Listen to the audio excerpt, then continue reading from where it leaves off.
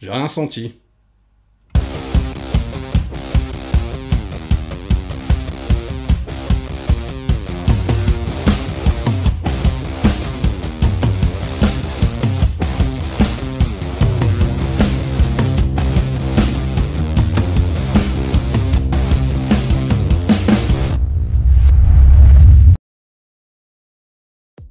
Salut les cinéphages, c'est Mireille et aujourd'hui, avant-première, je viens vous parler de la comédie d'action Novocaine, réalisée par le duo Dan Berk et Robert Olsen, qui se connaissent depuis l'enfance, qui travaillent ensemble, qui font des films depuis la fac. Ils ont commis par exemple The Significant Other avec Maika Monroe. C'est un film petit budget qui était sorti directement sur Paramount+, qu'elle est lorgnée du côté de The Thing, qui était sympa. C'était un petit budget. Là, ils passent à l'étape supérieure et ils ont un film d'action très original à proposer. Franchement, je me suis régalé. Alors oui, en plus c'est une comédie, mais franchement, c'est très drôle et le tout est extrêmement frais, vraiment, je vous le recommande.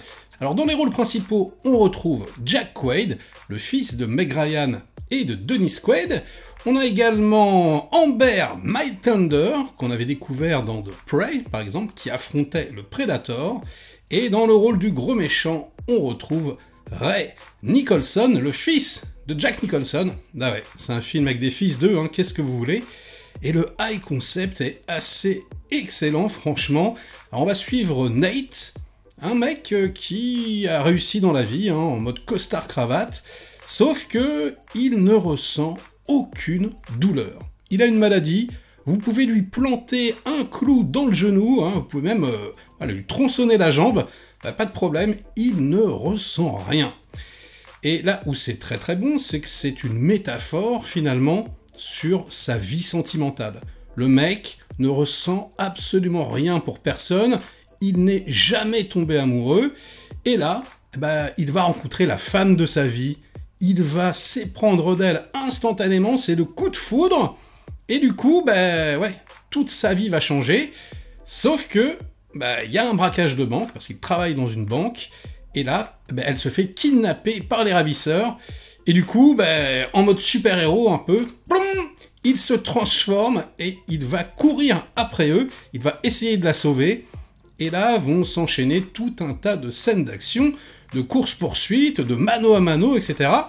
Sauf que c'est extrêmement original puisque comme il ne ressent absolument rien, et que c'est pas du tout un expert en baston ou quoi que ce soit, il va se faire atomiser pendant tout le film, et franchement, c'est super drôle. Alors John Wick nous avait quelque part, alors il l'a pas inventé, hein, parce que c'est un peu Equilibrium qui a lancé le concept, mais bon, voilà, le gun fou. Et là, ils ont inventé le Nate Fou.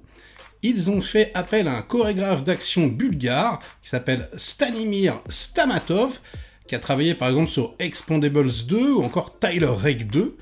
Et ils ont inventé tout un tas de chorégraphies à base de « je ne ressens absolument rien ».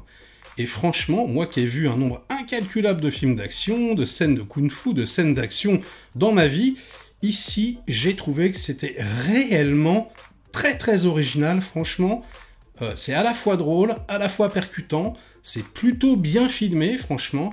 La caméra accompagne beaucoup le mouvement des corps, etc. C'est vraiment très impressionnant compte tenu du budget, parce qu'ils avaient que 18 millions de dollars.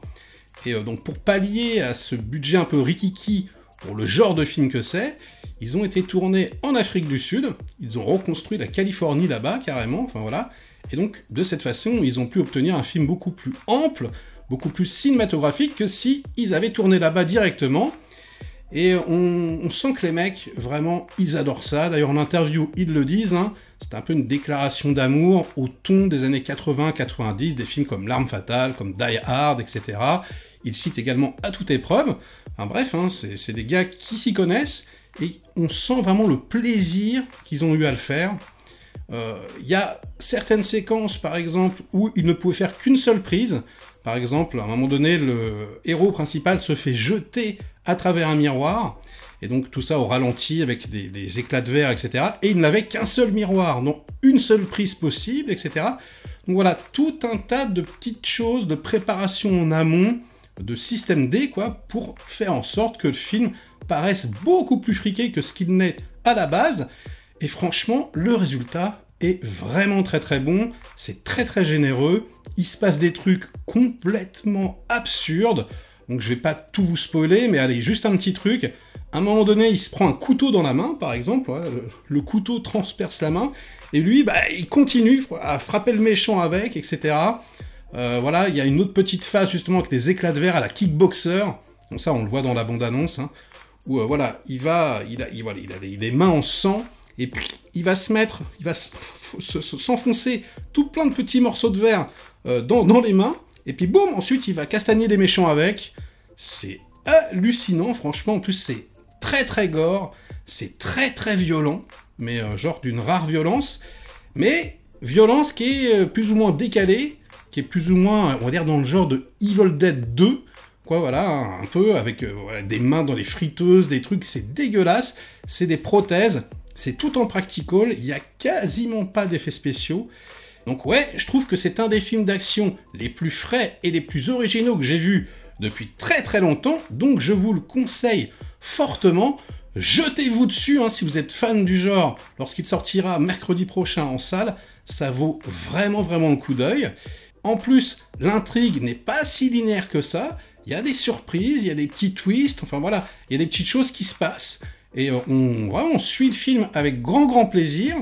Jake Quaid, moi je l'aime beaucoup, franchement, je sais qu'il y en a certains qui n'aiment pas sa tronche, je trouve que ouais, il a une bonne tête, mélangé une sorte de Dennis Quaid, mais avec un petit côté Jim Carrey, quoi, il fait un petit peu plus frêle, un petit peu plus geek, en plus voilà, dans le film il a pas d'amis, quoi, il est vraiment esselé, enfin voilà, il ressent rien du tout, quoi, c'est vraiment une sorte de parpaing de glace, comme ça, t'as l'impression que tout peut lui arriver, que tout lui roule dessus, et voilà, et sur ces bonnes paroles, ce sera la fin de cette critique, mais attention, ce ne sera pas la fin de la vidéo, puisque vous le savez, désormais, sur la chaîne, les vidéos deviennent interactives, une petite image subliminale pop à chacune de mes critiques.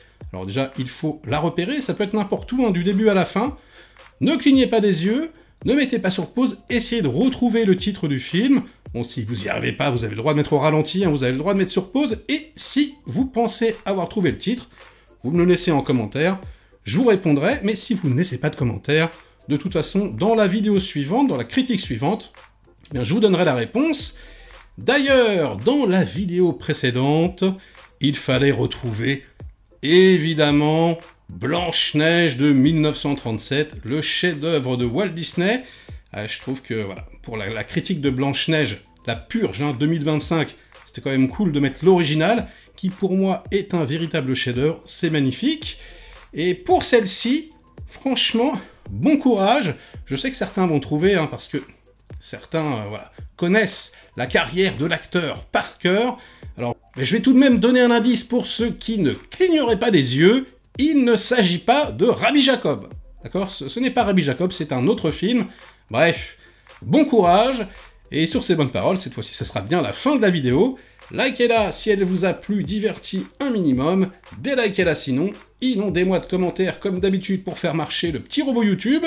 Et nous, on se retrouve très vite pour de prochaines aventures. Ciao!